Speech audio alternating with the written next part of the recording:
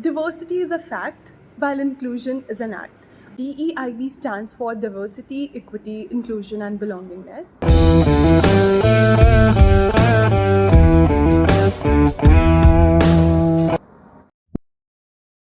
Hi everyone, welcome to Vaishnavi's Chat Box. Today we have Shivani with us.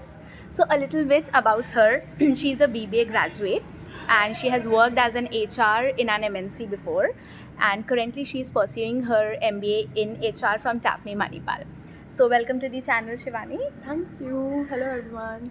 So I'll be asking her 3 questions today, and our discussion would be around DEIB and why does it matter in today's workplaces. My very first question to you is, tell us a little bit about DEIB and why does it matter today in the workplaces or in the corporate world? Sure. So, starting with DEIB stands for Diversity, Equity, Inclusion, and Belongingness. And diversity, I'll explain it to you.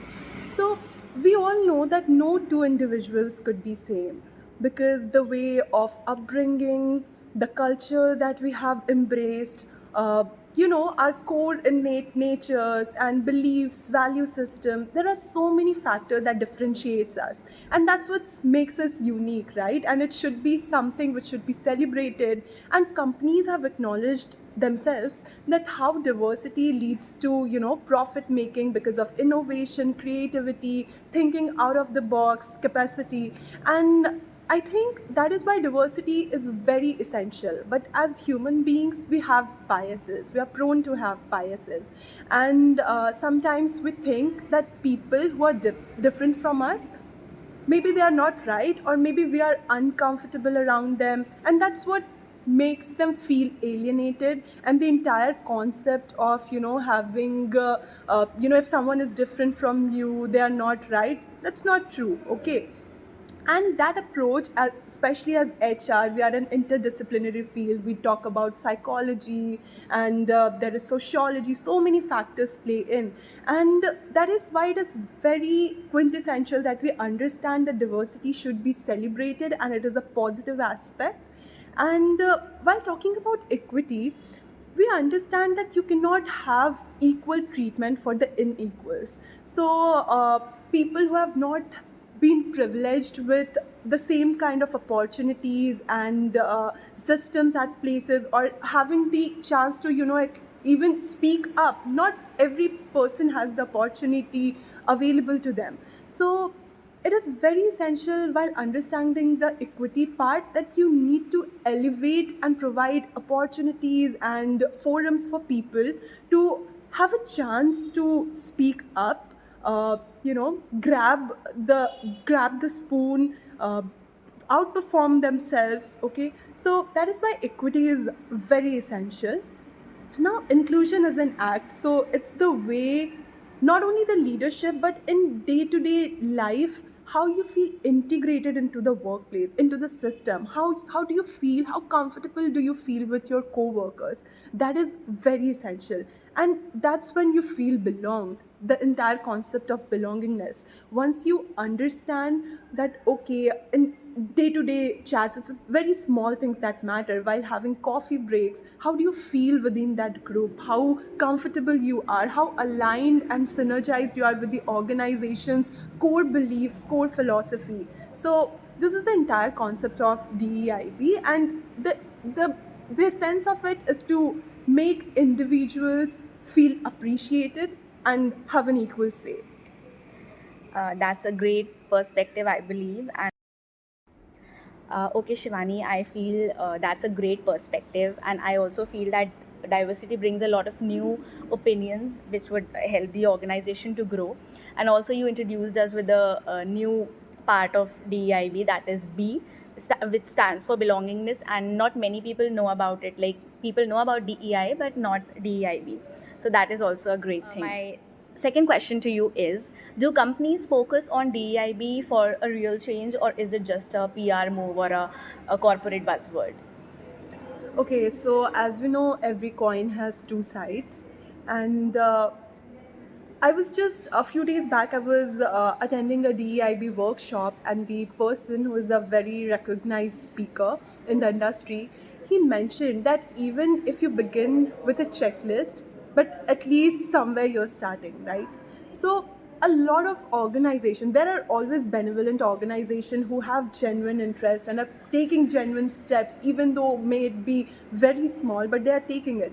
But then there are organizations who have very tokenistic and just as a publicity stunt or just to become a talent magnet, they do indulge into practices which is just ticking the boxes. Like you'll say that I want to have an inclusive community. I'm also including LGBTQ plus folks in the workplace. I want to improve women leadership and and other factors. They would just make it a checkbox and there is no intention behind it. Okay, so I think yeah, there are both sides of the coin, and some organizations are genuinely doing it, but some are just using it as an employer branding tool, and that could be a very wrong approach. But then the current analyzing the current scenario, the position that we are in right now, I think it is essential that we start at least somewhere.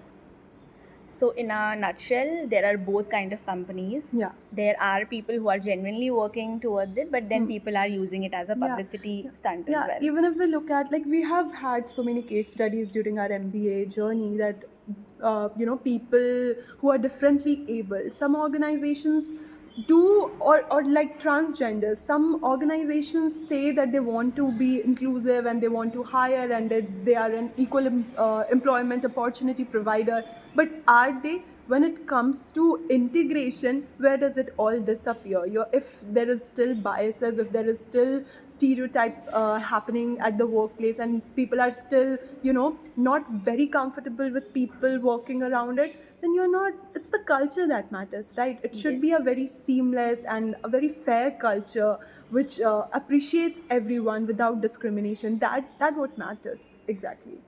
Definitely, I completely agree with you on this. So we come to the final question of the video. So the third question to you is, what is the biggest challenge in making workplaces truly inclusive? Yeah. So, in addition to the previous answers, the genuine intent is the biggest challenge nowadays. So, until and unless, the small steps that you take, like I talked about having a free conversation while having a coffee, during coffee breaks, the true essence comes when you do not discriminate them, because people tend to overcompensate. They work really hard just to prove their merit, and that should not be the case. You should feel like I truly belong with the organization. People here are truly supportive. I'm appreciated for who I am, and the organization does not expect for me to change.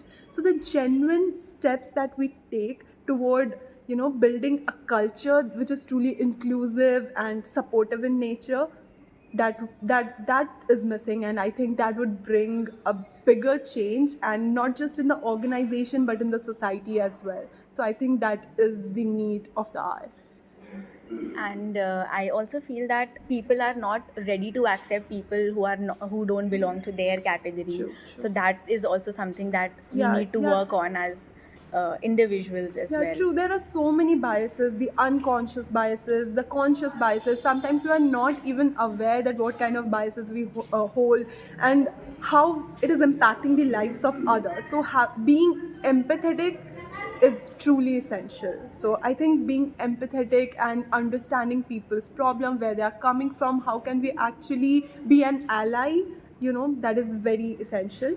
So there is this concept of intersectionality, where people who are, suppose there are 2-3 combinations, like people who are differently able but also belong from a community which is a minority, or suppose a black woman who is also disabled. Okay, so the entire concept of intersectionality shows that how it has a profound effect. So you're not just facing one bias which is becoming, which is because of you hail from a black community, you are being discriminated, but also on top of that you're disabled. So people are more biased towards you. They're discriminating you. You do not have equal say at the workplace or equal opportunities, or no representation in leadership.